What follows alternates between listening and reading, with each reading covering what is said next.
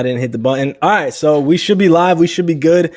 Yo, super excited to be here with Rob and Perry. You guys have been on the show before. Welcome to the Pretty Normal Podcast Live. It's great to have you guys. And with so much going on, you two were the two people that I wanted to get on the show. I needed to have y'all opinion because there's so much going on between impeachment, between the Parler stuff getting shut down. It's just a lot of topics. So I'm very excited to have you both here. Welcome. That's good, man. Thank you. Pleasure to be here. Talk to you again. Hey. Yes, you guys have been on the show once, even though we recorded 2 episodes, but the first one we did in a restaurant and it was way too loud. That shit was never released. I actually wonder if I have those files. Let's put out the lost tapes. Yeah. Yeah, it was a good episode, man. We talked about some deep shit. I don't remember anything about that, honestly. I don't remember what we talked about. I just remember it being loud, but those are the lost tapes. One day they're going to come out. I told you the meaning of life, man. I told you the meaning of life, and y'all just missed all that, see? True that, but it'll be released one day. Hey, we're going to set the show off real quick, and let's get it popping.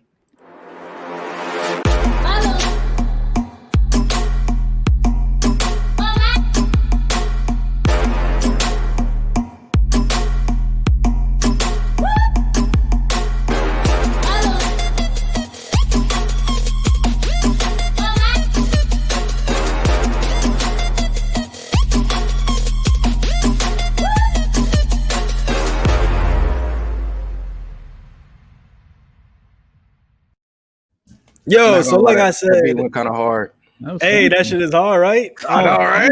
Production quality of that, man. I meant to tell you. Goodness gracious. Ooh, yeah. I didn't know you had it like that. That's what's up, man. I know, right? We had to up our shit. That shit, man. Oh, we had to up our shit. 2021. Yo, very excited to have you both on here, Rob and Perry. There's been a lot since last week, the events at the Capitol building. This is like the craziest lame duck session I think we could have ever imagined. Like Obama shit was real quiet. Oh, wow. I forgot he was lame duck, dude. Whoa. Right? It went so seamless. It went seamless. This is pretty rocky. And, we haven't talked in a while, but we always send each other articles and stuff, and we're always kind of keeping in touch through text. So right now I got the first appearance of Donald Trump since he got kicked off of Twitter. This is his first public appearance. It's like the first statement he could really put out, like with a reach, because he doesn't have social media right now. So I wanted to watch that with you and then get y'all reactions if you're cool with that. Let's go. Let's do it. Hey, all right, let's do it. Let me share this audio. Hey, all right. Let me know if you could hear this too. Before we begin, I'd like to say free speech is uncontrolled. Never before. The 25th Amendment is of zero risk to me, but will come back to haunt Joe Biden and the Biden administration. As the expression goes, be careful what you wish for. The impeachment hoax is a continuation of the greatest and most vicious witch hunt in the history of our country and is causing tremendous anger and division and pain, far greater than most people will ever understand, which is very dangerous for the USA, especially at this very tender time. And now I'd like to briefly address the events of last week. Millions of our citizens watched on Wednesday as a mob stormed the Capitol and trashed the halls of government. As I have consistently said throughout my administration, we believe in respecting America's history and traditions, not tearing them down. We believe in the rule of law, not in violence or rioting. Now is the time for our nation to heal, and it's time for peace and for calm. Respect for law enforcement and the people within law enforcement, so many are here, is the foundation of the MAGA agenda. And we're a nation of law, and we're a nation of order. All right, so I want to get your reactions on that. That was last night. That was the only public statement and appearance that Trump has done since the events at the Capitol building. What are your thoughts? You go first, Rob. You look like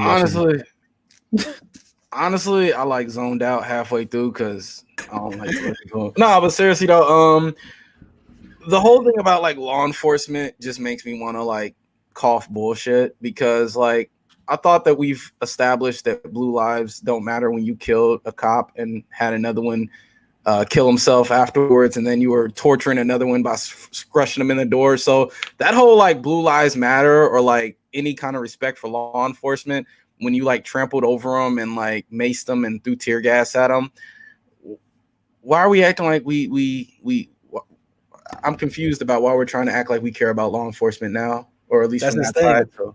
Because that's his PR thing. That's his like. He's always gotta at least appear to be on the side of law enforcement, and that's I guess the messaging. Yeah. You know the PR side of it, of course, but it's just hypocrisy. Like, pardon me, my thing with it is like, you know, people have been using the term gaslighting a lot, like since he became president, and it's often misused. People use it as like a synonym for lying. And it's like, no, to gaslight somebody is to effectively tell them like your reality is not real. Like it's kind of lying, but it's also like, you know, completely distorting what the truth is. This man's coming on here saying, you know, we've been saying consistently da da da. It's like the only thing that's been consistent has been the call. Like your lies. Right, the lies have been very consistent. The election was stolen, blah blah, and now we've always respected law and order. Like, okay, no, you don't respect law and order. You don't, and like I don't know, man. It's I kind of zone out whenever this man talks because it's like, oh, here he goes. Especially because he's only got like a week left. There's literally only a week left to the inauguration, and like I said, I don't remember what happened during the Obama lame duck session because it was just so seamless. But this man got to make everything super rocky. And I know on a foreign side, foreign policy, he's also making shit real fucking hard. But domestically, so I wanted to ask you both, what do you think about the impeachment that happened today? It went through in the House. They voted. I think we saw that coming because the Democrats control the House. Senate, I'm a little curious as to what it's going to fall under. But what do you think about impeachment / removal? Because what I see from conservative pundits, people on Fox News, they're trying to go out there and say that impeachment would only hurt the country more, that Joe Biden got to call Pelosi and the squad. This is words from Lindsey Graham. He's got to call them up and tell them not to do it because that will only further divide the country. What do you think about that? I'll go first. Like, I understand people's thoughts and concerns regarding like potentially more violence. Well, there's probably going to be more violence. They've said they wanted to do more violence. I understand like the divisions between the country or whatever, but like, bro, not a single one of these like politicians has been held to account for anything they've done, like any of them. And like real talk, I think that impeachment is absolutely on the cards. I thought it was on the cards last time. It was appropriate last time. I think it's appropriate this time. It would have been appropriate for Obama, frankly. They could have impeached him for that Edward Snowden, that breach thing. I don't think he should get removed, but he could have been impeached for that. You know what I'm saying? Like, the impeachment tool is like it's a check against executive power. That's what it's supposed to be. Anytime that executive power overreaches, like Congress should impeach. So now, I thought before I get you, sure, go ahead. Before I get you in, Rob. So then the question becomes: would that interfere with Joe Biden's first 100 days and the transition? Would that just be a further block for him instead of actually going for what his agenda is and trying to push that? It's only 7 days at this point. Like, he's off. We got him off social media and stuff. Like, what do you say to that? To me or Rob? To you first, and then Rob. Okay. I want to get your full. I would just say like, there's no reason that it has to be an impediment to getting Biden's cabinets appointed or anything. Like, there's no reason that it has to be like a roadblock. If it is, that's because of bureaucracy and just politics. On the merits, this man should be impeached for what happened last week. He should be impeached for many, many things, frankly. But I don't think that we need to be concerning ourselves with like, oh, this is going to mess up Biden, whatever. It's like, well, we don't know that. It might. But in 20 years, I bet we prefer on the record that this man was impeached, removed for what he did. Rob, if I can get you in there. I agree. I don't think impeachment or removal will make things worse. From my understanding, if you were to impeach and remove him, forgive me if I'm conflating two different ideas, but doesn't that mean that he doesn't get to like collect those lifetime benefits of being a former president? Doesn't that mean that he can't run for office ever again? And it basically he forfeits like the Secret Service protection and all those other things that cost tax dollars. I think that it begs the question of, I don't care if you're Republican or Democrat, if inciting a riot to go after elected officials isn't an impeachable offense, then what is? Mm-hmm. I mean, seriously, like there's even though it's only like a few days, like it don't matter. Yeah, it doesn't matter. Like just the principle of what he did. And I mean, we can talk about it later. We can talk about it now. But like when you incite a riot that by all means would have killed elected officials, it's amazing that only 5 or 6 people died. And I'm not just saying that from, I want to see a bloodbath, but I would expect to see a bloodbath if any mob charged at our elected officials. I feel like that's why we have a $750 billion defense budget, so that we can put holes in people that try to harm our elected officials. I don't care if they would have stormed what's her name? Nancy Pelosi's office. I don't care if they would have stormed Mitch McConnell's office. It's the principle. If you were to storm Donald Trump right now, I expect you to get turned into shredded cheese. It doesn't matter if I agree with the guy. You forfeit your right to life when you storm elected officials. So I just want to get that out there. So impeachment would not make things, and removal would not make things worse. I think it's a very warranted thing based off of what he's already done, specifically on Wednesday alone. We don't even have to talk about the other stuff, but what happened last week alone is more than enough. Yeah. And that's what it seems like. It's like for these conservative pundits on Fox News and like the Lindsey Grahams out there that are trying to say like, oh, don't do this. It's all about like, oh shit, things got party before country. It's party before country. But it's also just like, oh shit, things got really bad now. Whoa, everybody slow down. It's like nobody was saying slow down when like Donald Trump was out there trying to say that the election was fraudulent and everything. Like everybody was like either quiet about it or going with it. Who stole the election? How was it done? What proof do you have?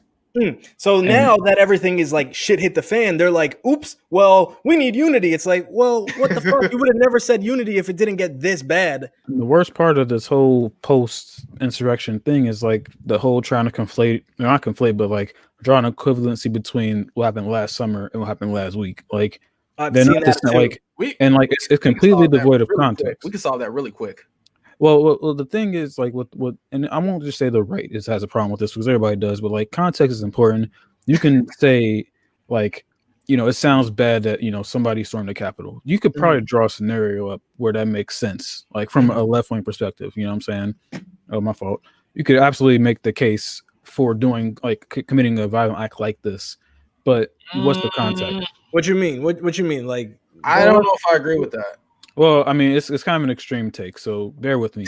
let's say in alternate reality, Trump did win, and they did in fact steal votes from Biden, and he somehow ousted all the congressional Democrats, and he was going to push through some crazy, 3-term thing, like some Putin type thing, going into November 6th or January 6th, and everybody's like, "Yo, we can't let this go. They're actually trying to take the country," and like there was like demonstrable proof that it was happening. I'm not. That would be the difference if there was proof. But do you see the point I'm making about the context? Like there is a world where you can make the case that such violence would be necessary. But what are we doing it for? I don't know about getting into that building though. I agree with the marching onto like the march, but once you get into that building, that's like whatever side, whatever ideology you're trying to push is too far. And I think that one thing that people kind of don't really take seriously enough because we live in such a safe society in this day and age is once you try to overthrow a government, you are making yourself a combatant. That's just the fact of life. So if you're going to risk your life for one of those things like that, yes, you're right. There are, I guess, I see what Perry's saying. There are situations where the left could storm the Capitol if you make those kind of decisions, but you better be willing to die because you're effectively putting yourself up against the world's strongest military. And I mean, are you though? Like, yeah, really? Well, I think it was a joke. I think we could. I think if it was any other ideology, but go ahead.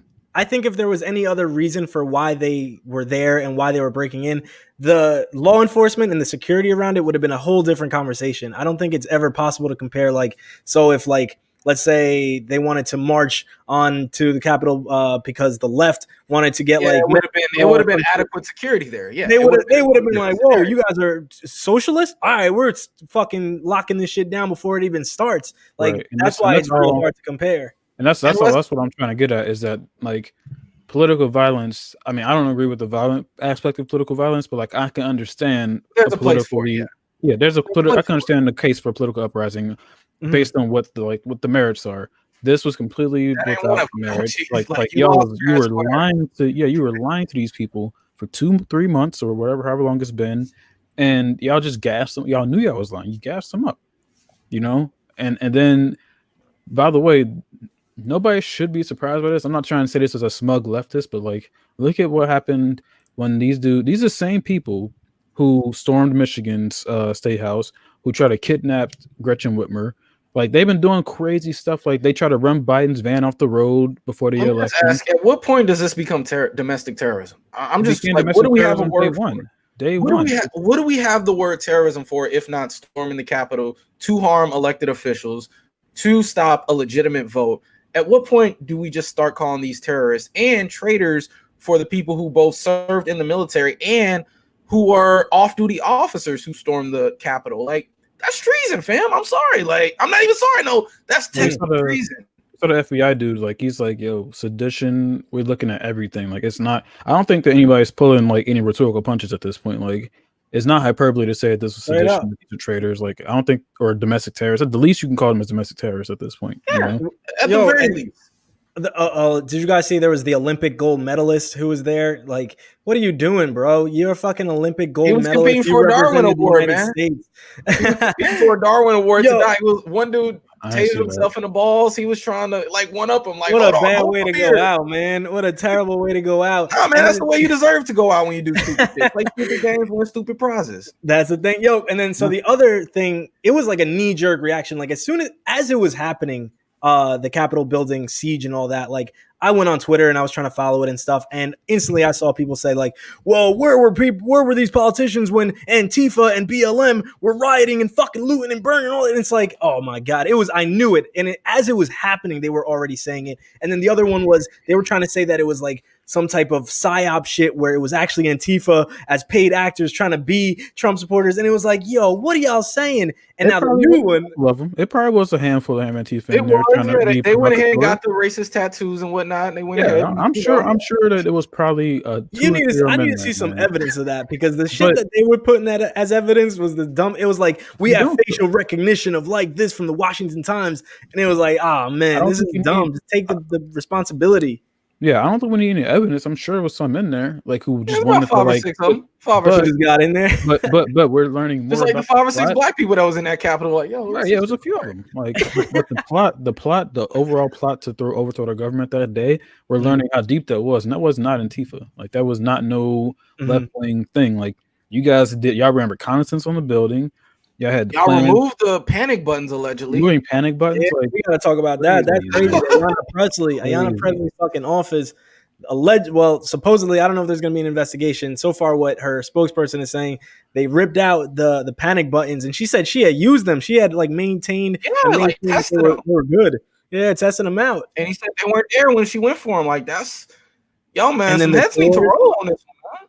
They were given like some type of tours the day before and shit. Like, you should know where Nancy Pelosi's office is. That shit is hidden. Like, you ain't supposed to go up in there and be like, oh, let me make a left here. Oh, here we go. Like, nah, man, that shit's in the back. It's amazing. You gotta go through the door, man. Like, it ain't. Come on, man. Well, and then Trump had the Proud Boys leader in the White House recently or something like that. Like, bro, I mean, I don't want to be too conspiratorial because we got too much of that going on in society, but there are some serious questions to be asked. That's what I was gonna say, man.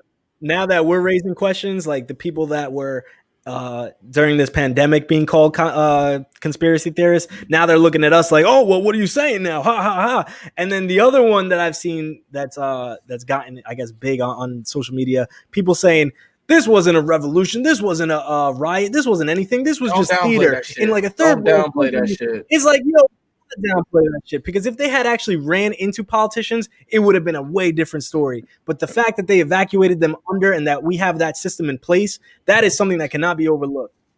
If not for Eugene Goodman, dude. Yo, shout out. I got a couple of them. Shout out to Eugene Goodman.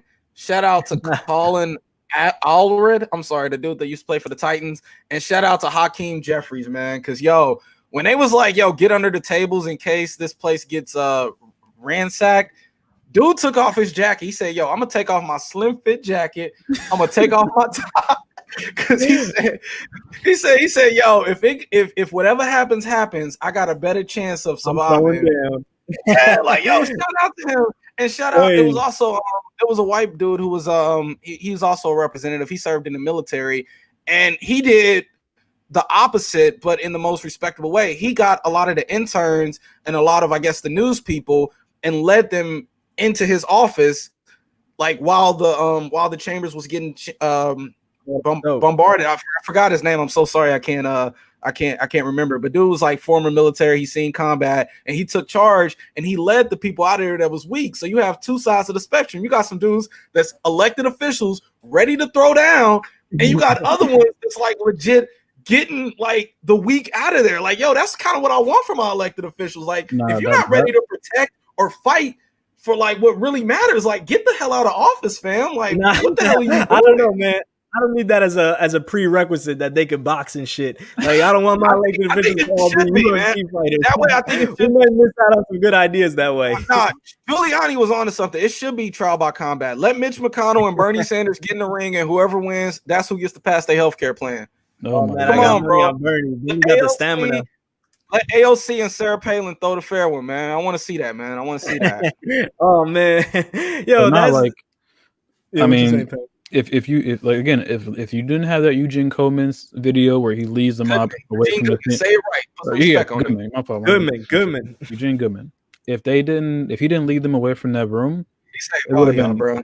It would have been bad. Well, you know what it would have been? It would have been a lot of dead terrorists, honestly, because yes, he led them away, but they had that door covered. It's just if they would have came through, it would have been more Beckys, and I will disrespect her. I'm not saying her name. It will be more dead Beckys and Chads for trying to rush the Chambers, because at that point, it's not stand back. It's like, no, dude, we're taking headshots at this point. That's why at that point they did not have that secured. That hallway, like leading into the chamber, that part right there was not secured.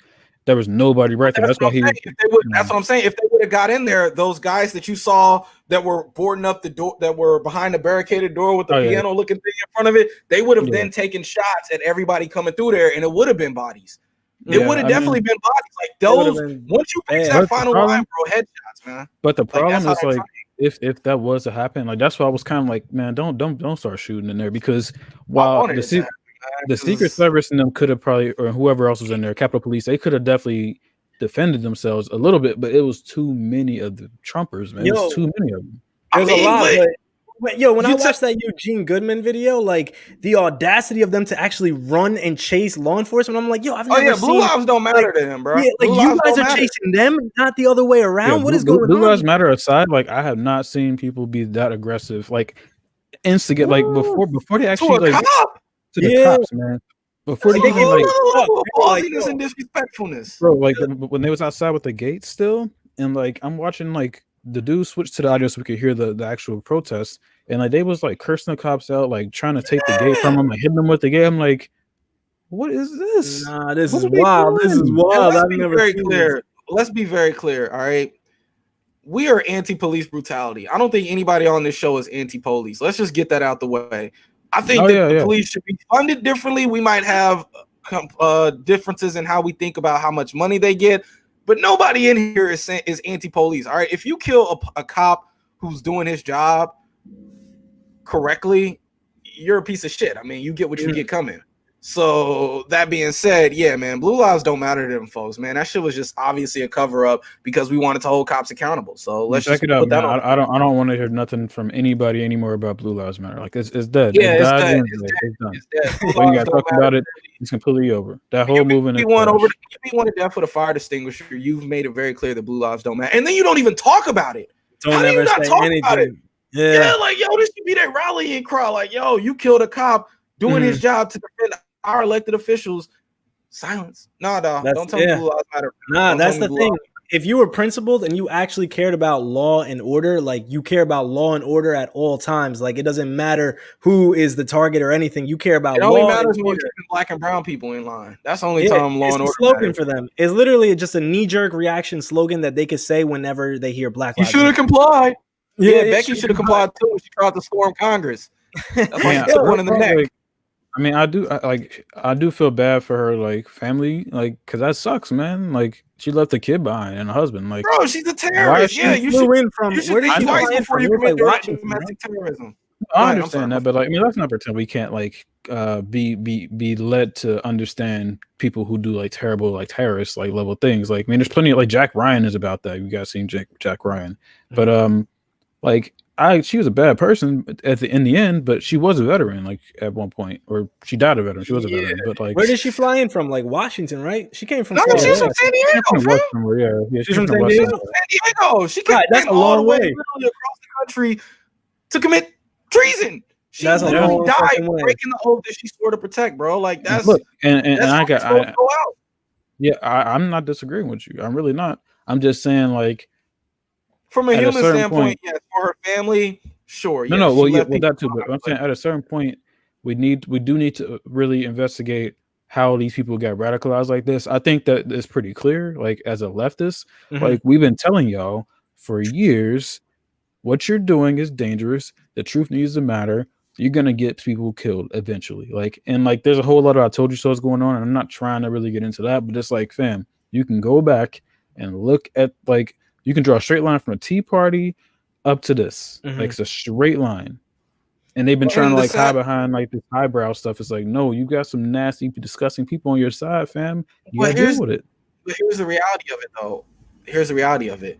This isn't just the Republican Party. This isn't just a radical right thing. This is white supremacy in full form, that we have to really be honest about ourselves and not be like, oh, he's playing the race card. Like, no, the Ku Klux Klan wore masks. When they took those masks off, they were lawyers, doctors, judges, police officers, etc. That's exactly who stormed the Capitol. Lawyers, doctors, judges, police officers. It wasn't. I know the Duck Dynasty joke's hilarious, but those were professional white people. Can I ask you a question? Go ahead. I'm sorry. Not that I disagree with you, but I'm like, you should probably explain the link between Wednesday and white supremacy, because I've seen a lot of people like jump into it, and people on the right especially are just like, how has this got anything to do with, like you said, how does it have to do anything with race, white supremacy? And it's like, just tell the people what the link is. Okay, so there's a few things, and pardon me because it's gonna seem scattered, but it's one of those things where it's happened so much that it's a very clear link. But first and foremost, Google it. I don't know the exact thing, but just Google it. FBI has already released several reports saying that white supremacist organizations have infiltrated the U.S. armed forces and police agencies across the country. This is a fact. You can Google it. I'm sorry I don't have the exact report and who did it, but this is a known fact. This is old news. That being said, fast forward to people who were being arrested now. They have links to who being arrested now for storming the Capitol have known links to white supremacist organizations. Some of these were off-duty cops. Some of these were ex-military, like Becky, who took a shot in the neck. I don't know exactly if she had a white supremacist connection directly, but that being said, yeah, so I say that to say that there's a very clear line between this far right and white supremacy, because you're clearly on the same side. If you're far right, you're clearly on the same side of white supremacy. There's no, oh, we're different. It's no, you're literally on the same team. You're wearing the same jersey. You're just trying to hide it by saying taxes and pull yourself up by your bootstraps. So I'm sorry, Perry, if there's a better link that you could do, by all means, go ahead and draw that out. Well, first of all, I want to apologize, Xavier. I didn't mean to like ask this man a question like it's my show. No, bro. That was amazing, because that is important to note, and because I've also seen it online. Like, people will try and conflate this and say, "Oh, it's because we have this system where people are really disgruntled. They don't believe in the media. We don't believe in the election results. It's all this. It's actually because the system has kicked them down for so long, and they don't have this, and they don't have this." But then they never talk about the xenophobia or any of that other stuff. And I think that's super important. If that were the case, why didn't it warrant the same kind of police presence that you get for Black Lives Matter protests? Why were cops letting them in as though this wasn't an inside job? I don't know if you guys watch Rising. Okay. You watched. I know you watched Rising. They were saying like on there who was like, the reason. What's that, the thing on Hulu, or what is it? No, it's The Hill. Like, they have like a show. It's a YouTube show. Oh, yeah. I know what you're talking about. Yeah, go ahead. But they had a dude on there who was saying like he has talked to like FBI people or whatever, and he's like, they basically had an ideological blind spot for these people. They not necessarily agree with them, but they don't see them as much of a threat as they did Antifa, BLM, etc. And but to your point though, Xavier, yeah, like I really don't understand why like you get people like Chris Winsager who talk about this stuff and they focus so much on like, oh, these people are downtrodden, you know, the corporate donor class has done XYZ. It's like, okay, fine, but over there they got some really hard, nasty, racist people and like destructive people, like and like the Republicans who would like shoot them down, like John McCain. Man, you seen that clip where he's at the rally or whatever during the campaign against Obama, and like the chick's like, well, I don't know how to. I think he's a terrorist. He's not a Muslim. He's a person. Yeah, and he's like, just stop. McCain tries to calm it down, but like the crowd boos him for that. It was right. And I'm like, that right there should show you like you guys have been dealing with some really wild stuff. And like, yes, there's wild stuff on the left, but like, what are people really wilding about on the left? Trans stuff, like, it ain't that deep, man.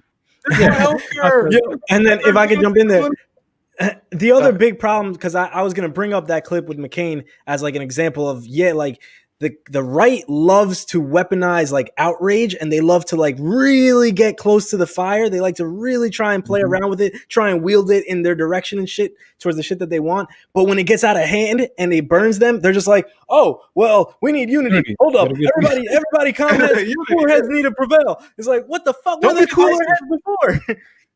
Nah, I'm not really trying to. I mean, yes, we do need unity. We've needed unity for a long time, but we've been trying to tell you, like, they got so caught up in this culture war stuff, man, on the right. That's a big part of it. Dog, you can disagree about, like, you know, liking gay people or wanting black people to be in movies or whatever, or having a section on Hulu for Black History Month. Fine, because that's so but oppressive. You shouldn't. Yeah, but it shouldn't then dovetail into, you know, not trusting like like it just shouldn't be that, man. Yeah, I mean, and the right is too tolerant of people who feel like that. Yeah, they're too tolerant of that ideology, and that's when we get here. Another point that I want to hit on is fucking everybody is trying to say, well, Trump didn't implicitly call for violence. He never called for violence. He tells everybody go home peacefully and all this, and they need to hear it super implicit for it to be violence. But it's like, yo, straight up, it doesn't have to be that implicit for it to be like rounding people up. Like when you tell people, yo, the Democrats are going to destroy your way of life. You're not going to have a country if you don't come out and vote. If you don't do this, if you don't fight. He used to send out newsletters and shit that would say like, join the army for Trump. And it's like, bro, this doesn't have to be implicitly telling people go out and storm the building and do X, Y, and Z. No, like it's like people really trying to act dumb about this shit. It's like, y'all know what he was doing when he was putting out that language and he was telling people get ready to fight. The fucking the Democrats are socialists. They're gonna destroy your lives. Like, and Fox News does that all the time. Not to mention your boy Giuliani calling for trial by combat. Like, we're just gonna ignore that. Like, we're gonna ignore the fact that fucking drunk. When this fat ass talk about trial by combat, he'd be the first one to get killed, man. Get the fuck out of here with that. Yo, man. Giuliani fucking did that press conference at the Four Seasons like lawnmower place, and I was dying. Like, he tried to make it the hotel. That dude is a fucking mess, man. A true mess. Hot mess, dude. But like, I was gonna say, like, it's not like, and first of all, this whole thing with Trump's rhetoric has been called out since day one, like 2014, 15, wherever, when he started campaigning. People was like, yo, this man's talking crazy. Y'all got to stop him. Like, he can't keep doing this. Calling out the rhetoric for a long time. He's been dog whistling for a long time, and people have been calling it out. Stop dog whistling. It's dangerous. And then remember during the debates where he's like, you know, stand by, stand back, or whatever. Like, it's like, that was the call. That was the call. And then people like Crystal and Stalger and all them made fun of the media for being a little bit alarmed by that rhetoric and that language. And it's like, yo, stop playing with people, man. Y'all playing around, and you're gonna keep dragging this out, and look what happens. This is why people were saying to chill him out. Y'all chill out. You know what I'm saying? And they acted like the people that stormed the Capitol were just bumbling idiots. Yes, there were bumbling idiots that were walking around. Probably was. Yeah, but let's be clear though. Had they got into contact with any of those senators, had they overwhelmed what little protection they had, they would have killed elected Congress officials. Bro, they had a noose set up outside. They had nooses on them. Shit. Yeah, they had a guillotine outside. They were gonna do some weird torture shit because they, that was a real job. there's a very real possibility between there being bombs in the RNC and DNC, Molotov cocktails, other explosives all over the place, heavily armed people in general, zip ties, all that. Like we could have saw, like if not everyone, a significant portion of our elected officials killed or kidnapped or something that day, and the Capitol could have been like actually blown up, sections of it. Like it could have been so much worse. And they're acting like it was just not that big a deal. Like, no, this is a big deal, bro. People, yeah. I mean, I'm not gonna lie. The lead up to it, I watched when he was giving the speech and everything, and I was like sitting here and I had it on in the background, and he was just giving his speech, and I was like, all right, they're gonna march around, they're gonna stomp and shit. When they broke in, I was like, whoa, this is now like this is no longer just like a Trump diet republic, like a diet coup or whatever. This is a full blown. They got in and shit. The thing is that it's just Trump is lazy. He doesn't have like the connects with the military up top. Like we have systems in place where like we can't. Lazy. He knows what he's doing. He's power drunk, dude. He's like a real life Darth Vader. Definitely power drunk and shit, but lazy in the way that like he just isn't there to set up the proper. Like he couldn't do a full on coup because he just doesn't like he doesn't. He's not a real ideologue. Like he's not up there really fighting for anything at all. He's just literally a narcissist and he's power drunk, like you said. So it's like he just doesn't have that motivation. He's just lazy. He's incompetent. But like in another alternate universe, yeah, this shit would have been real fucking bad. Well, the thing that it seems like it was about to go down with I don't know how involved he was, in fact, but you had a lot of people seeming like to be helping those folks behind the scenes. Like as it comes out, that one chick who was in PsyOps who helped, you know what I'm saying? The FBI reports and shit saying like, shit like, leading up to this. What the fuck? They were alarmed. Every day we're learning something different where it's like, why is that way? Like what happened? Yeah, it was a lot of bumbling idiots, but it was also a concerted effort to overthrow our U.S. democracy. Yeah, like I saw a clip today where like this chick has a megaphone and she's like shouting, like they're in the White House and she's like, they broke the window, so she's like sticks her megaphone in the window and is telling them like, yo, I've been in here, you need to go to this room in the back and that's gonna lead you to a window. You break that window and blah blah. Like she knew, like Cass knew what was going on in there, man. So then to shift towards now solutions, what do you think Biden's best move forward would be? Like if he is going to go through with impeachment, that's going to have to go through the Senate and stuff. What do you think Biden should do in this? And what is his best move? Does he try and reach out to the other side of the country, which is like clearly still like there's a big chunk that supports Trump? What do you think his best move moving forward is? Go ahead. You go ahead. Honestly, I don't think that it's pretty, but I don't think that you can move forward without using the power that you finally have by controlling both the House and the Senate. Like, you need to really push not just a progressive agenda, but you need to really do a sweeping overhaul of how this country views race relations. Because like we said, at the end of the day, that was a white supremacist uprising. That's why more people did not die. That's why you did not see any type of National Guard presence until after the fact, when you got them out there sleeping in the hallway for a damn photo op when they could just be freaking doing their jobs in a comfortable setting. Man, that's so disrespectful. I'm sorry. Too little, too late. Talking about the sleeping soldiers? Yeah, the sleeping soldiers in the Capitol building after y'all didn't storm the damn Capitol. Now you're going to bring in all these dudes where you ain't got nowhere for them to sleep. So you got them sleeping in the house. Well, they can bring no cots. They try to say they were resting. They try to say that they were just resting. Nah, they can got all these elected officials walking over them and tripping over their guns and shit. Oh, man. But all right, so I agree with that. Like Biden has to really go big and he has to really like accomplish what he said he was going to do and just show people, look, I'm trying to improve the country.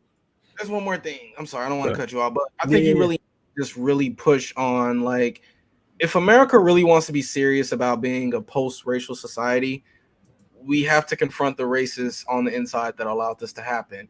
And we have to like really have a serious overhaul of our law enforcement and just how we do business as a country. Because, I mean, if you look at AOC, she was talking about there were cops in there who she was afraid were supporters of them, and she was afraid for her own life. Anytime it's that serious, bro, like I said, this is not a partisan thing. If Mitch McConnell were cowered in a corner, and if you know me, Mitch McConnell, I have so many disagreements with him. If he was in the same position that AOC or Nancy Pelosi or any of those people were in, I would be saying the same thing. This is ridiculous. And it all stems from white supremacy. And if you have people that are that power drunk off of everything that Trump says, like, bro, there's a serious overhaul that needs to be done to this country just in terms of education and how we deal with racism. Go ahead, Perry. I'm sorry. Yeah, I was gonna say, like, kind of along those lines. I mean, on the one hand, I absolutely agree with pretty much everything you said. I would qualify a little bit and just like, I agree that this was, the kind of punctuation mark on like a long period of white supremacy, essentially. But I think that for us to really reach across the aisle to these people, that a bunch of them are kind of just gonna be lost, but like some of them over there, it's like you have situations where on the left we've been very much intolerant. Checks. So what? I was just helping you out. $2,000 checks, healthcare, stuff that people on the right are so against ideological universal things that will help everybody. Yeah, that's stuff that help everybody for sure. But drill that into them, like, yo, this will help all of us, not just the welfare queens that you're afraid of that don't even exist. Sure. But like to the point of like the race part though, it's like we've jumped way too far into like this whole like their racist thing from on the left, when like you could have caught some of these folks. Like an example, and bear with me, everybody's saying like how J.K. Rowling got kind of bodied in the media. She a turf, right? Yeah, for some turf stuff or whatever.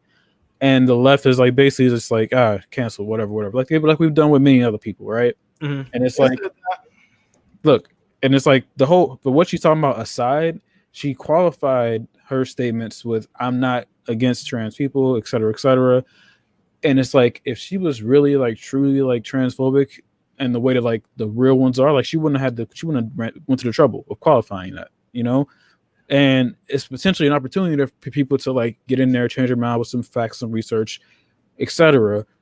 And then, maybe she changes her mind. I don't know. But like you close that door off when it's like, oh, well, you're close enough to being like a full-on transphobe or whatever. So no thanks. We're done with you.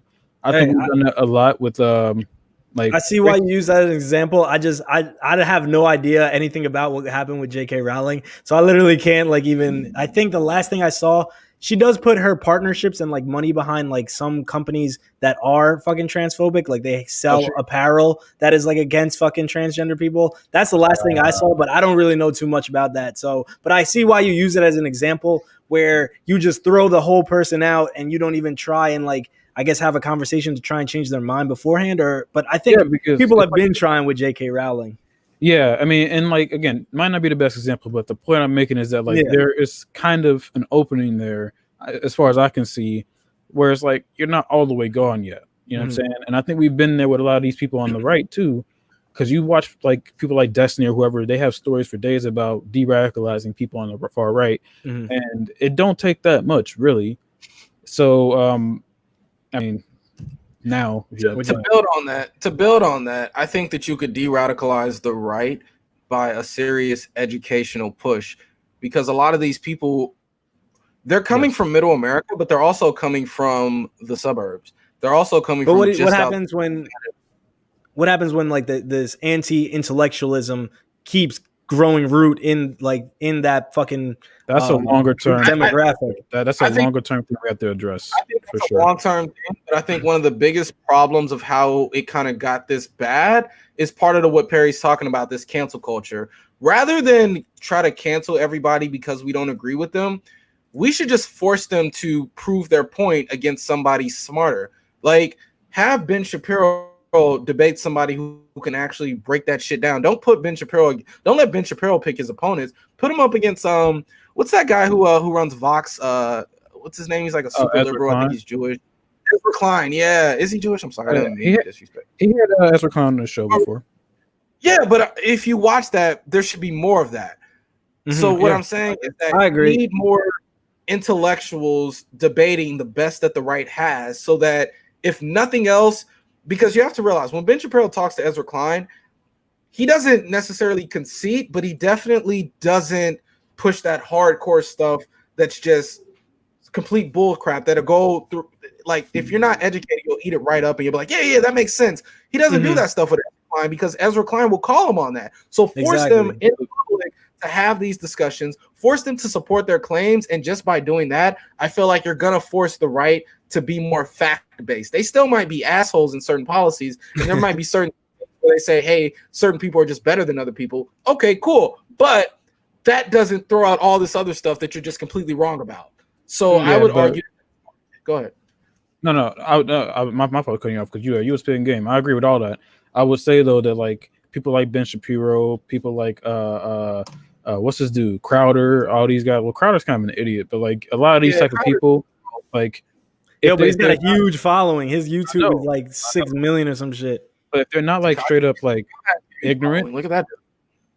So yeah, well, if they're not straight up ignorant, they're like Ben Shapiro, where they're like essentially engaging in sophistry. Like they know what they're saying isn't like the truth, but they're constructing an argument in such a way that like it has merits now. Like this Ben Shapiro spent the last year like talking about how there's no such thing as systemic racism or whatever, when what he's really doing is making a semantic distinction between like, you know, institutional like disproportionate outcomes or whatever and all that. So it's like, bro, you know what people are talking about though. Like, stop playing, man. Yeah, this is a linguistics game. He's not actually addressing the topic. He's just saying, well, if this means this and this means this, then clearly it means this. And it's like, bro, you're skipping over everything. For sure. And there are great reaction videos. There are great YouTubers out there who will play it, and as he's talking, they will break down why it's all bullshit. But the thing is, I feel like they become more just insular. So now they might not want to do debates against the left anymore. They're just like, fuck it. We'll just keep pushing out fucking, like Candace Owens doesn't really debate, but she's out there and she's fucking spitting out propaganda and just people are eating it up. That's what I'm saying. People like her, people like Dave Rubin, people like Steven they don't Crowder, debate and they just they're not really interested in being right or correct. They're interested in engaging an audience. Right. They're not interested. Bro, yeah. A right-wing audience. PragerU, all that stuff, like they're about the audience over there. There's money. It's money. The money. That's it. There's a marketplace for it. It's fucking fair. The left does it, and because the left does it in such, the left doesn't do it nearly as bad. But we're not gonna act like MSNBC isn't literally the Democratic's media branch, or CNN is heavy liberal. But the problem is that rather than CNN and MSNBC just being upfront about it, they create just enough hypocrisy that the right feels that it's okay to just go completely in the other direction and just spit false everything and be like, well, no, you guys are doing it with CNN, you guys are doing it with MSNBC, and it's like, bro, yes, MSNBC and CNN are ran by liberals. That doesn't inherently make them wrong. What Fox News and go ahead. No, I was going to tag on to that. Yeah, Fox. I think Jon Stewart did this with Chris Wallace years ago, where it's like, yes, there is media bias on both sides, but what you guys are doing over there is different. Like you're straight up like fabricating things or doing like the softest stuff where you're taking stuff that's kind of true, tweaking it a little bit and then putting it back out to refute a narrative that you don't like or whatever, or that you know your audience doesn't like.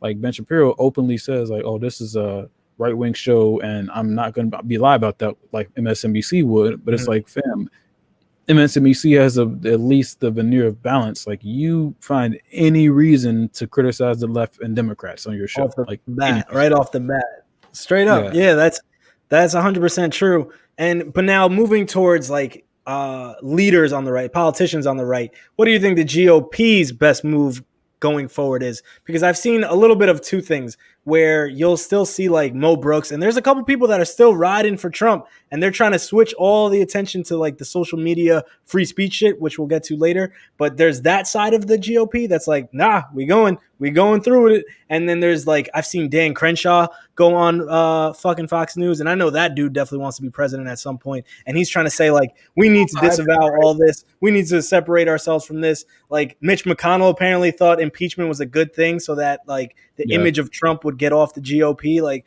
what do you think the GOP's best move going forward is? And what do you think we're going to see? Like, which of those sides really comes out on top? Like the side that's like, we need to separate ourselves from Trumpism, or fuck it, we've been on the boat this long, we sinking with it and we going with it.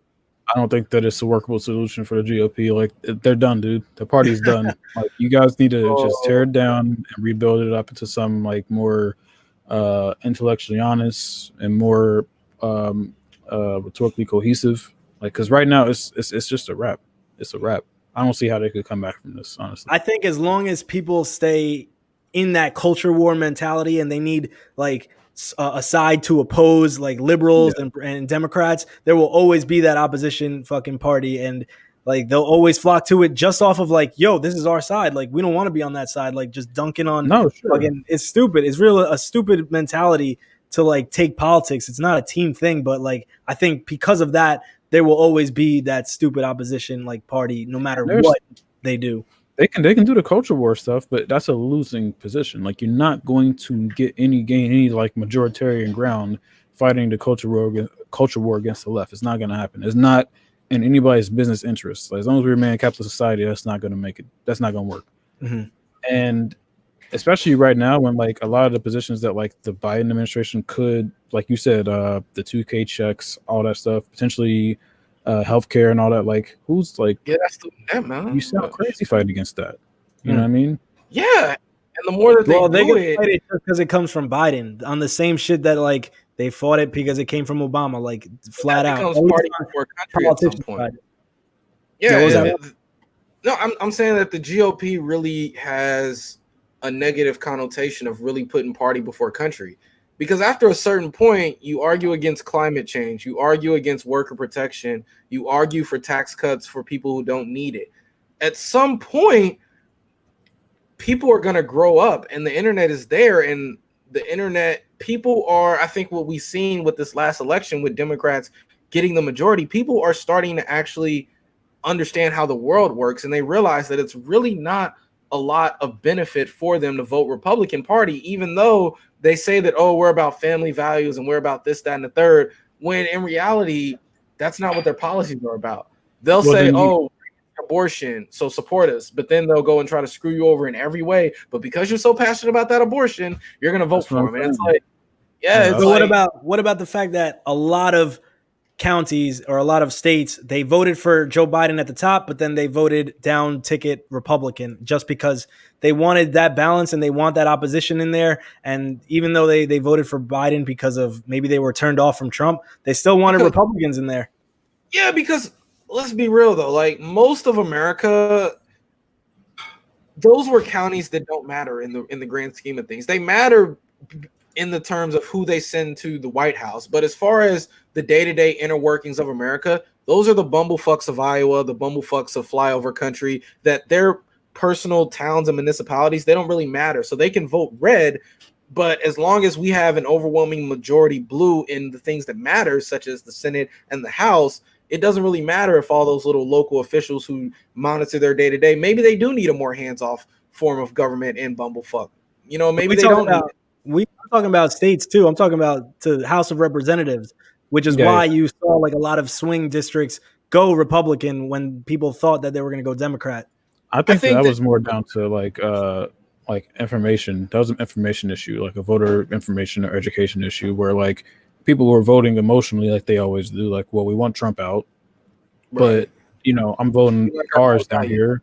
You know what I'm saying? Because look at Georgia. Look at Georgia, where you know it was a tight race down there, right? During the general. But you look at the runoffs, and it was like Democrats blew them out the water. Like it was, you know, not really very close. And the reason why it was probably split ticket during the generals is because like people we didn't talk about the Senate. We talked about Trump. You know, we didn't talk about the House. We talked about Trump. We still talking about Trump. We'll always talk about Trump, unfortunately. What do you think he does next? Because I think that there was initially reports that he was going to run right away. He would announce it at inauguration or whatever. But now there's been recent reports saying that he doesn't want to run again because it would mean that he would have to release financial records again. And then that would give the district attorney in New York more ammunition to like go against him. And he doesn't want to do that. That plus like some other reason why he doesn't want to do it. He sees like the parties against him. What do you think Trump's new biggest, his next best move would be? Should he just go into like? How old is he? He's 74. Yeah, he needs to just go sit down somewhere. So if he ran in 2024, he would be the age of Biden when Biden won now.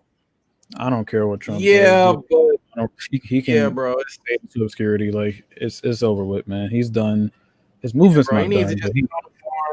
He needs to enjoy all whatever millions or billions or however much hell money he thinks he has, bro. Like. You need to do what Thanos did. Go sit down on a farm somewhere and enjoy what you've done. You destroyed the country. Just that's it. Go enjoy the flowers. Just sit. Oh man, like some therapeutic ass pool and just wait for the Avengers to come kill you. It would be a dream for Trump to just literally fade out of the public eye, but he's not going to, because the Trump brand is literally reliant on him being this bombastic, in your face, like super extravagant personality, and he can't let that go. Like, honestly, I think he's going to be in jail soon. Like, personally, I just have a feeling like the universe is like telling me, like, I can see that. He's going to jail. I can see a situation where he gets like a Cosby situation where he gets like old, and then they're like, by the way, yeah, it might not be for nothing. None of the stuff that we're talking about today or the last year. It might be something he does tomorrow. Back with some more ammunition. I don't know, but something in the future. He's probably going to go to jail for something, and that'll be it. But all right, so in the meantime, though, that brings us to the next subject of the social media ban and the Parler shutdown and all of this talk about free speech, because this obviously was a huge thing. It kind of came right after the Capitol building events. So I think the timeline was Trump put out that video telling everybody go home, but also that the election was still stolen and he doesn't agree. So like he put that out. Twitter was like, all right, we're going to take that down because you're still clearly instigating shit. Then I think they put a temporary ban until further notice, until he deleted it. Hours. It was like 12 hours. Yeah, some temporary. And then they were like, all right, we're just going to ban him until inauguration. And then all the other places, Facebook started dropping, Snapchat, I don't know the other ones, Shopify it got to. Y'all see the one where it was like Pornhub X video? No, I didn't see that, man. That's hilarious. I saw a lot of him like with a fake mustache. I saw a lot of him with fake mustache. Well, I don't know if y'all saw the Pirate Bay dude came out and was like, the fact that Parler can't get themselves back online is embarrassing. Like, you guys are terrible.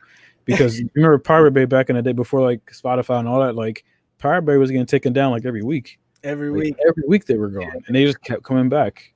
But this is like a big thing. This is like, so that's the continuation of this timeline. Eventually, Parler, Apple, and Google say we're going to remove it from our app stores or whatever. But people that still had it were still going to be able to use it. You just couldn't download it until Amazon was like, we kicking you off our servers. And that's when they were like, oh shit, we ain't got nowhere to go. They scrambled. Apparently, we read that article that a hacker got like 80 terabytes worth of information and posts. 99% of their content. Like, what was that? She got like 99% of their content. Some crazy amount. And like, because Parler's friggin' coding was just so inadequate, all of the GPS data is still stored in the metadata and shit.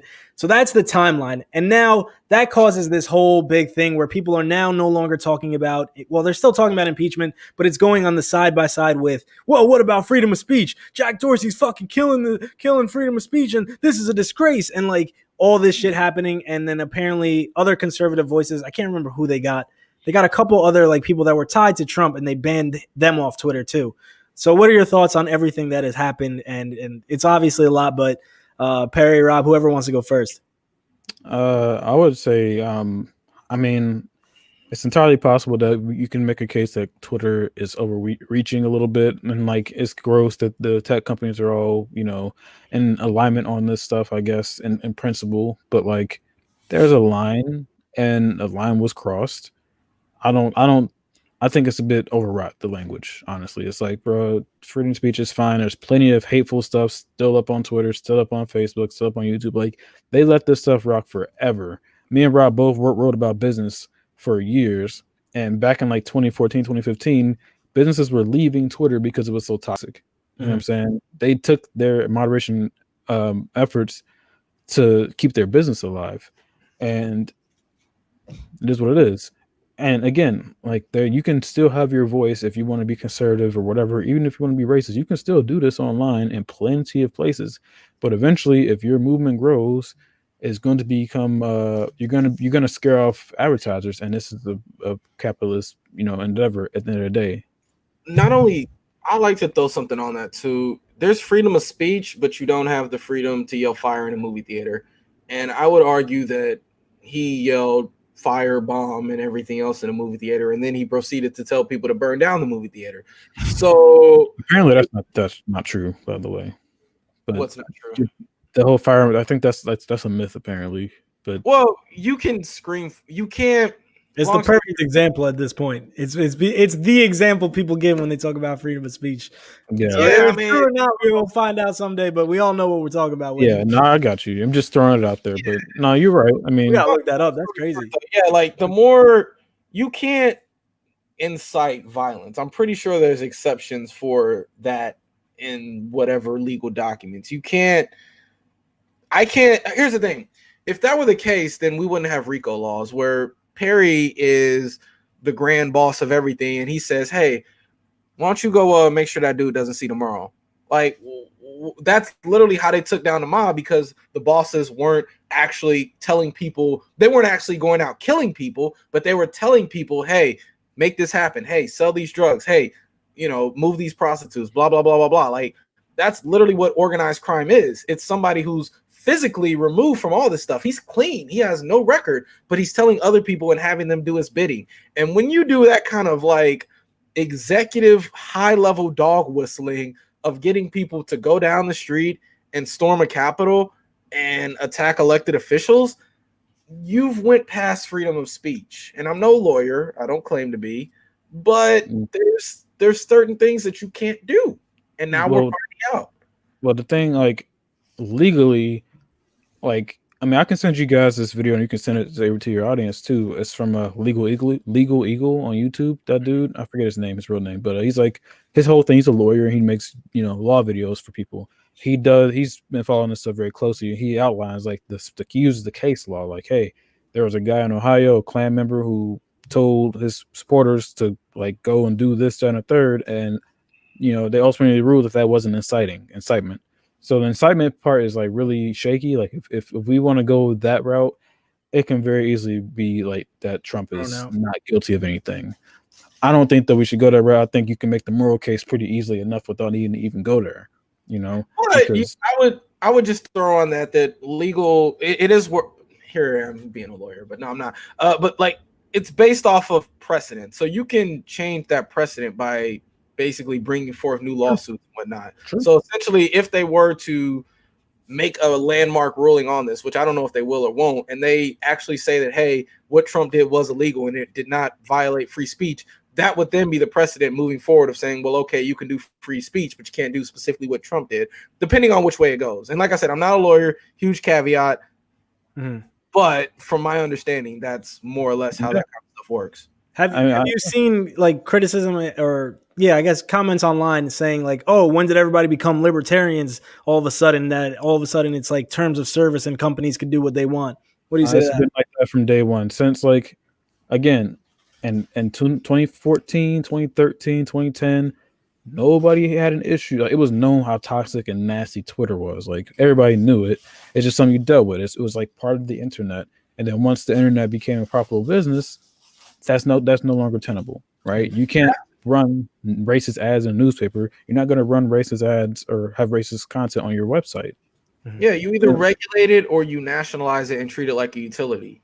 So there's one of two ways that you can go. You can either have it be a state-sponsored internet, which I don't want it to be, but you do have to regulate it.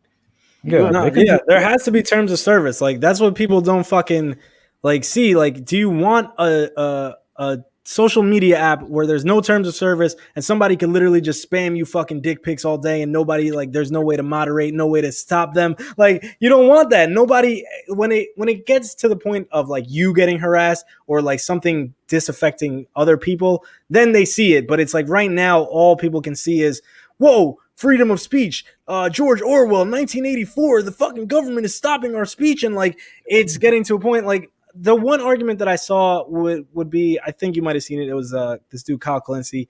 He said, what is the standard now for world leaders? Like there are like MBS is on there, like Benjamin Netanyahu, whatever his fucking name is, Bibi from Israel. He's on there. And like, what is the standard? If the day of all this stuff with Trump, or when he got banned, I think that same day the Chinese government put out like some anti-human rights message or whatever. And like, yeah, like that's a good point. That's the most salient point I've heard from I don't think you can say that's from the right. That's just it is what it is. Mm-hmm. They're like, if we're going to be banning people like world leaders like Trump or whatever, there probably should be a bit more standardization. Facebook got in big trouble for that stuff in India, where like they were just letting them say all that, like post all those hate groups for I think the Muslims out there, and like there's been a bunch of like violence.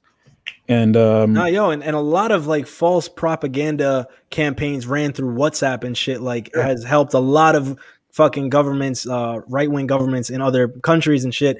I did find it interesting that the leader of Germany, Angela Merkel, she came out and she was like, this is very troubling. And like, she's not homies with Trump or anything, but she was like, this is kind of troubling to know that an American company can have this type of power.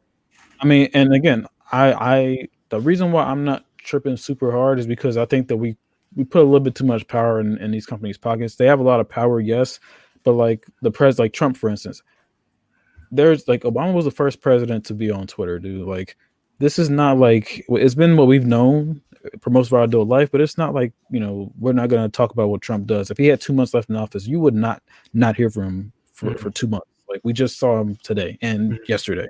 You know what I'm saying? Like, well, that's the thing. Yeah, he's the president. If he wants to put a statement out, he could put a statement out. It doesn't have to be through Twitter, but people fucking love it because he's got 8 million something followers on there. I mean, there are probably some concerns there for sure in the long term. I think that him in particular, I don't disagree with banning him, like in particular, but in principle, like, yeah, I have an issue with a lot of this. But I thought it was the right call to ban him up until Inauguration Day for sure. Bless you. I thought that one was like a right, clear call. Like, definitely don't let him be on there talking all types of double speak and shit and having people go to the inauguration and try and do some crazy shit. That was, I thought, the right call. But then once they started, like, the Shopify one is a little like, why did you not want to let him sell merch? Like, this is where it gets a little too like, this wasn't even on your platform. This had nothing to do with your platform. Well, that right there is a straight up corporate canceling, which I'm okay with. Like, at the end of the day, this is a capitalist. It's a capitalist market. If the market decides they don't want to play with you no more, you can't get mad. Like, it's not illegal for them to drop his business. Like, your business is toxic. We don't want you around here. Yeah. No socks, no shoes, no service. Like, you go over there and see if they let you in there with no socks on or whatever. Like, and keep going until somebody lets you in. Eventually, the ultimate question then becomes: do you think this ever turns on the left? Is this a slippery slope where, like, one day you might have some type of populist movement, and that within everything there's going to be like people in there that want to act a fool and they want to go buck wild and they just want anarchy, and they might start chanting "eat the rich" or all this other type of like lingo that then social media can be like, yo, that's violence. What do you mean eat the rich? That sounds pretty fucking violent. And then it turns on them, and then people like because Antifa is on the left. Like, I don't think Antifa is just a flat out bad thing. I think some of the people that claim to rock with Antifa have done shitty ass things like beat people in the street. But like the concept of anti-fascism, that sounds right. That sounds good. But there's going to be socialists in there that talk about eat the rich. There's going to be people talking about we got to get to the streets and fight. And like, what happens then? I mean, again, if Twitter has a robust enough moderation force, Twitter in particular, they need, I don't know if that should stand. Like, you can't talk about eating the rich. Like, when they put the guillotine outside of Bezos' house, like, y'all need to chill, man. the eat the rich fucking just the slang, the logo or whatever. That shit to me sounds funny as fuck. It's like, because to me it doesn't sound violent. It sounds like, like we're gonna uprise and that's it. I think that societally we make little shifts, right, left.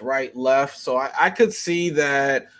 A very populist, hardcore, ultra liberal, genderless person who, uses weird pronouns, rises to power. And I could see a lot of this biting them in the butt. But I just think that, like, the very nature of conservatism makes it a little bit more dangerous, if you will. Like, America has a history of kind of making the left to be bad because of our history with Russia. And it goes back to the Cold War and how we never wanted to say that communism is a good thing. But I think, as Perry said earlier, we've always had a blind eye to like the evils of the right. So I could see where, people pull crazy ideas from both of them. And, you do have other demagogues who try to come up on the left and they become, just as bad. But I think that the problem is particularly on that hard right, just because of its roots in racism and fascism and literally saying, hey, you look different, we're going to kill you, in every fascist regime, basically. So, but I think I do think, my bad, I do think you can guarantee on the corporate world and then the the intelligence community coming together to shut down anything that they thought as like a sign of socialism, because we know that they do that shit in Latin America. They fucking stop that shit real quick. And if it was happening here and people were taking and marching in the streets and shit, I could see a scenario where then it comes back and haunts them. And it's like, all right, now they're shutting down because there's an article. Facebook is literally stopping anything that says stop the steal. And I understand why they're doing that, because the concept of stop the steal was there's no fucking election to be stopped. Like that's it. Nothing's being stolen. But if they make up another phrase like that in the future, like all cops are bastards, like the ACAB one or something, when does that become like potential to get shut down in the future? I mean, I think that like you can have like stuff like that floating around, right?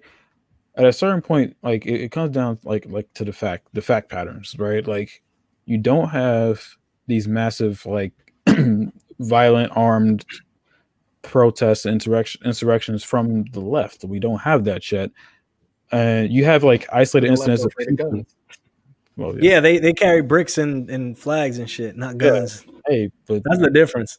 But like we don't have like many working examples yet from the left, but we do have individuals who have like you could say left wing ideology who say stuff and they get banned all the time. Probably, I mean, the right would say not as often as they do, but like this stuff is a little bit more wild and the right is openly like going against people's rights though. Like you don't have a right to call people the N-word or disparage gay folks or whoever. You don't have the right to disparage people like that with impunity. You just don't. I mean, yeah, for sure. There's a big gap. You don't get to just do that. And calling a cop a pig is not the same thing as calling a black person the N-word. Like it's not the same. Mm-mm. Or not even that. It's not just so much about calling them. It's about what systematic power is really in play right here. Like it's not a matter of I feel bad. It's a matter of how are you affecting other people's lives, and what are y'all doing? Is there a life and death? Yeah, it's a lot of stuff. Like they've been mobilizing on the right. Like the hard right has been mobilizing. Yeah, they've been mobilizing and preparing to start wars. So it's like that right there is not the same thing as like okay. If brutality. Yeah, like here's another bad example for you. No, it's not I get it. Like when they wore the pussy hats and they all march and shit. Like it's not the same as that. Yeah, like that's not the same as Unite the Right. Like you know what I mean? Say what you want about feminism, but it's not the same. You got people loving Hillary, and then you got people, calling Jews and blacks and Latinos all kinds of words and actually trying to hunt them down and kill them. And another funny thing is like whenever you have a Black Lives Matter protest, the only person who dies is the person who the cops killed who prompted that. Yeah. They had one free every time the right unites like this. You had Charlottesville, people died. You had this, people died in the dumbest ways ever. So it's like, yeah, it's not the same. Like, you know what? Yes, property may get damaged, but there's a difference between property and human life. So property, it's one thing to like deface like a monument somewhere. It's nothing to storm the U.S. Capitol. Well, I know there's a difference between destroying a police station after cops got away with killing the 1,800th black guy with complete immunity and storming the U.S. Capitol where elected officials of both sides are in, and you have people literally going for elected officials of both sides. Anybody who wasn't pro-Trump, they were coming for it. They were coming for Mike Pence. That's what I'm saying. Like, yo, if you come for Pence, that's why, like, I'm sorry. Like, when these people say, like, you see the post all the time. It's like, we're not saying we hope that you shot all those protesters like you do us. We're just saying we ask that you exercise the same restraint. I beg to differ. If you do shit like that, I'm sorry, but there needs to be blood, because here's the reality of it.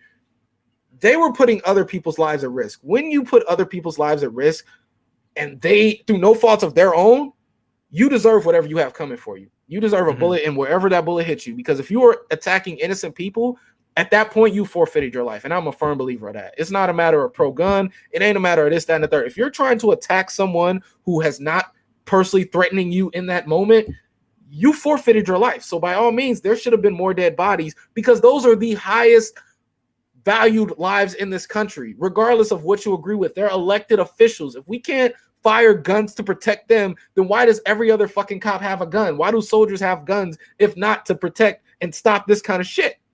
So there absolutely should have been more dead bodies, in my opinion. Oh man, I don't want to say that. I definitely don't want to say that because that's a shitty thing, man. Like for the whole country, for the country in general, that's a shitty thing. It is, but you have to send the message of like, yo, like at some point this isn't a game. You're attacking elected officials, man. Like, I'm sorry, but like, I get it. No matter what side you're on, you can't do that and not expect repercussions. No, on the merits, I think I get what you're saying. Like I said, yeah, like if black people would have did that, you would have had dead bodies, and it would have been a fucked up situation. But you can't say, "Oh, I didn't see that coming." But when they did that, it's like, really? I just want to say real quick before we move to anything else. Like a good example for, or maybe a bad example for this whole thing with the moderate or the censorship. It's very possible you might see like Google or Facebook on them get against like a big union effort on their platforms, right? That's when like you can start being like, oh, like well, censorship. Do you think the left or the right, for that matter, is gonna sit there and let like Google and Amazon them just like bust up unions, like a big union labor movement on their platforms? Like it's not gonna happen. It's not gonna be like this. We're not gonna sit there and wait for that. Then people are gonna storm their office. You know what I'm saying? Like no. Well, we've been focusing a lot on just the Twitter and the moderation and banning accounts.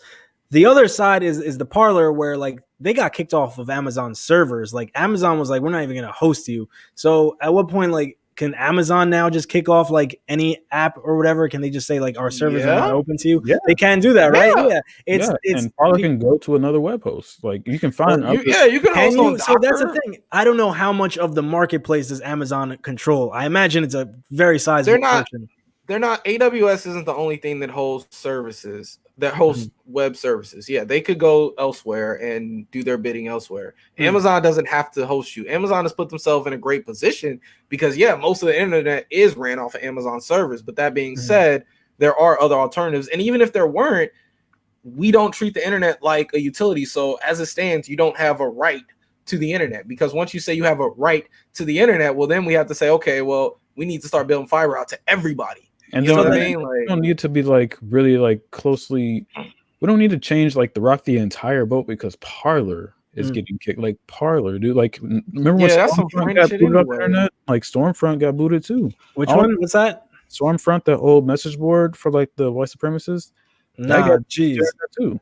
There's a lot. It seems to be a lot of them. But so then now, obviously, we don't have the right to a corporation just allowing you to use their service. But then it flips to, I don't know if you guys saw the news, but Uganda was like, well, we're shutting down Twitter. We're not letting Twitter in our country anymore. And Twitter was posting and stuff. And they were trying to say like, look, you can't just take out internet and free speech and all this, and you have to let us back in. And Uganda was like, nah, fuck you. Like, we see how much power you have over elections, and we're not going to allow that in our country. I mean, that's a bit scary for a different reason, because the power dynamics are pretty much reversed there. Like that's the state telling you, hey, we're not going to let this platform ostensibly like. Well, that's what China does with most of our social media, right? They don't let our social media there. Well, they copy it, censor it, and all kinds of. That's China a completely separate thing. That's like, I didn't know Uganda did that. That's kind of wild. Yeah, Uganda was like, nah, no more Twitter here. Yeah, that's wild. And then people on the right probably cheering that on. Hell yeah. They were like, take that, Jack Dorsey. Like, we don't want to see the Arab Spring thing happen here, so no Twitter. Like, that's not cool. Well, so then, that kind of goes with the Angela Merkel thing. Like, countries just being really skeptical about, like, well, how much power do you have over our elections and stuff? Do you think we'll see more countries start shutting out, like, American social media companies? Oh, go ahead. I mean, I don't know. I mean, I'm sure that a lot of more authoritarian governments would like to, right? Like their citizens want Facebook, they want Twitter, they want YouTube and all that. Like, I don't think they want people to have that. And they don't want to go as far as China does to curb the proliferation of those platforms. So this is probably an out for them. Sure. I don't know if it would be much different if we somehow nationalized and made Twitter and all them like utilities or whatever, or internet utility. Like then what do you do? If you're, a foreign government, like, do you want like a U.S. run like government, like arm of their government, in your population like that? Like, I don't know. My bad. I'm just showing Uganda's leader social media shut down ahead of polls. Ugandan president, I'm not even going to try and pronounce that. I'm going to fuck that up. Says the government has shut down social media ahead of a tense election on Thursday. Like, yeah, they just said no more. And this is what's scary when right wing. I don't even know if this is a right wing government, but I can totally see right wing governments like in Italy and stuff using this and just saying, well, right the week before the election, just shut it down. Yeah, that's not cool, and that has nothing to do with like Twitter's free speech. Because like, again, like now what they're doing is taking away a tool from the population. Like you're taking away the tool from the citizens to be able to voice things to the rest of us outside of that country, essentially. And like, I don't think that we should be lumping in Twitter's Trump ban with that. Yeah, I agree. You know? We got to compartmentalize a little better than that. Not you, but I'm saying like people, because I've seen people saying stuff like this before online. It's like, God, man, one of the things that needs to change going forward. Rob's heard me say this a bunch of times. Critical thinking skills need to be taught, repeat over and over again throughout the educational journey for everybody going forward. People gotta know how to think. People need better media hygiene. Like cats gotta know, like literacy. School, they teach you how to parse information, and you got to get rid of this anti-intellectualism, man. That's stuff has to go, man. Straight up. Because these issues are complicated, right? There's a lot of nuance to this, and I feel like people just clump everything together. And like you said at the beginning, you can believe that big tech has way too much control over things and that they're a monopoly or whatever. But you can also say when they do something right, you can be like, okay, Trump should have been banned off of Twitter because he was doing this. But everybody tries to lump it, and as soon as they say, oh, Trump got banned, whoa, big tech is bad, big tech has too much control, freedom of speech, and they just lump everything together, and it's like, whoa, this shit has more nuance than this. And keep in mind, too, like that this moment right now, like Trump does present a clear and present danger today. So banning him today, I can see Twitter making that call over banning like, Chinese guys or whatever, because in our country right now today, there is a problem, and we have to address it right now. Doesn't mean that we shouldn't address it in China too. It just means that I don't fault them for being a bit distracted or otherwise occupied to really peep what's going on right there. Hey, last thoughts. What do you guys think is going to happen for inauguration? You think there's supposed to be protests in all 50 state capitals, and the National Guard has deployed like 15,000 troops to Washington D.C. But shit is tense. What do you guys think is going to happen? I think in the house. I think, stay in the house. But I think with the National Guard out, I don't see as many protests from the right, just because I think that they made a concerted effort to not bring guns. That's why they had the mace. That's why they had the nooses and whatnot, because they're the same people as we've already seen. They're not gonna wild out like that. The reason that what happened on the Capitol happened was because they didn't have that military presence to stop it from happening. A lot of people made the jokes about, they were saying, why did it take the SWAT team so long to show up? Well, considering how they ran home and changed clothes and came back, they actually showed up pretty quick. But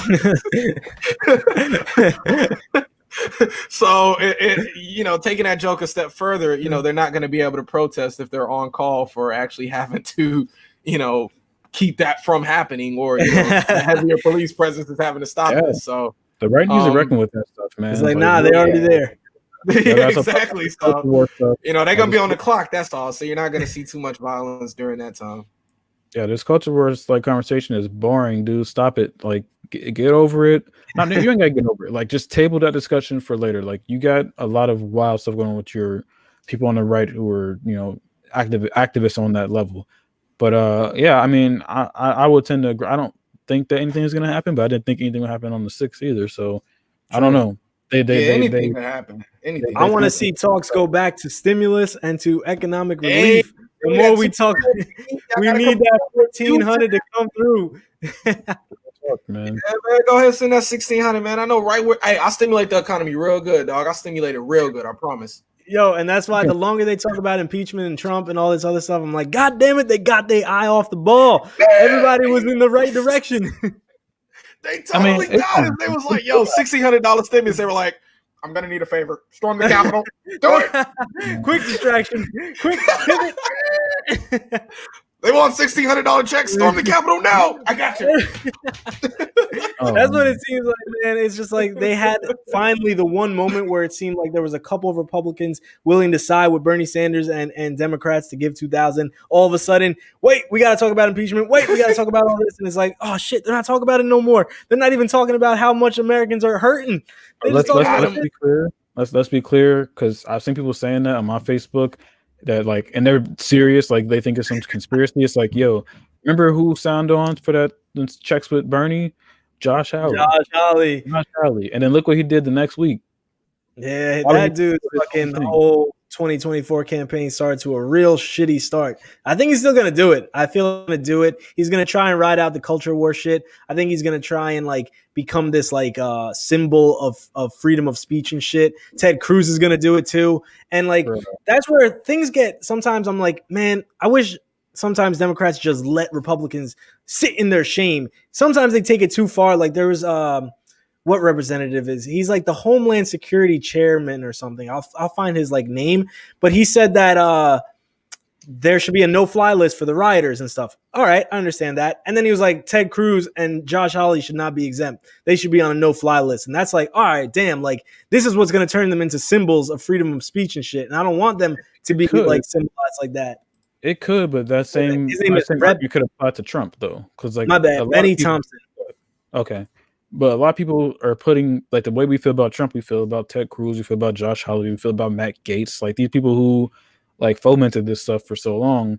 I mean, I honestly, as much as we need to, impeach Trump or whatever you want to do with him, like I don't see how Ted Cruz, Matt Gaetz, that freshman congresswoman who was tweeting Nancy Pelosi's location, like. How do the new one, the one with the guns, Lauren or whatever? Yeah. Who had to stand up with the cops at the metal detector too? Like, how do these people stay in office, man? Like, she just got there. She just got to Hollywood. Oh, you boy just started. Grand opening, grand closing, dude. Like, get her out of there. Ted Cruz should have been gone. Apparently, nobody likes him in there anyway. Josh Hawley, like, bro, you played a real like dangerous game. Get out, like. I don't think it's disenfranchised. Yeah, it probably is disenfranchising voters, but like it's not like they voted for them to, plot sedition or whatever or encourage sedition. Get them out of there. And I mean, I don't think we need to hold up the whole government process with it. Like, so we want our 2K checks. We need like vaccine rolled out. All that stuff being granted. We can't just have cats in there like who were aiding and abetting overthrowing the government. We can't have that.